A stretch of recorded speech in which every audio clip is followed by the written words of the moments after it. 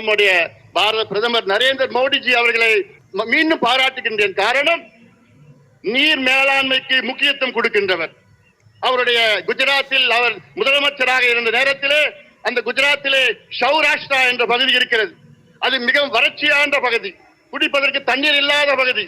அந்த பகுதிக்கு அப்பொழுது ஒரு திட்டத்தை வகுத்து 12,000 கோடி ரூபாய் ஒதுக்கீடு செய்து அங்கே அந்த திட்டம் சௌராஷ்டிரா நர்மதா நீர் திட்டம் என்று அறிவித்து அந்த திட்டத்தை அந்த நீரை அந்த பகுதிக்கு கொண்டு சென்று இன்றைக்கு 11 மாவட்டங்கள் வளம் செழிக்க அந்த மாவட்டங்களை மாற்றி அமைச்சிருக்கின்றார் நம்முடைய நரேந்திர மோடிஜி அவர்கள்.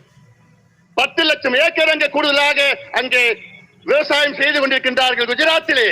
அப்படிப்பட்ட புரட்சி செய்திருக்கின்றார் நம்முடைய பாரத பிரதமர் நரேந்திர மோடிஜி அவர்கள்.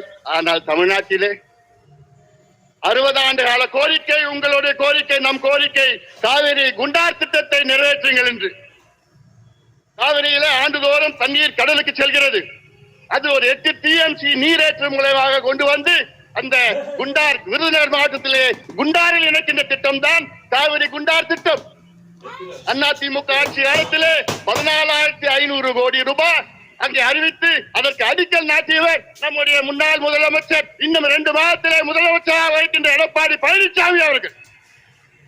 ஆனால் அந்த திட்டத்தை கிடப்பிலே போட்டு விட்டார்கள். இது எவ்வளவு பெரிய துரோகம்! தென் மாவட்ட மக்களுக்கு இது மிகப்பெரிய துரோகமாக நான் பார்க்கின்றேன்.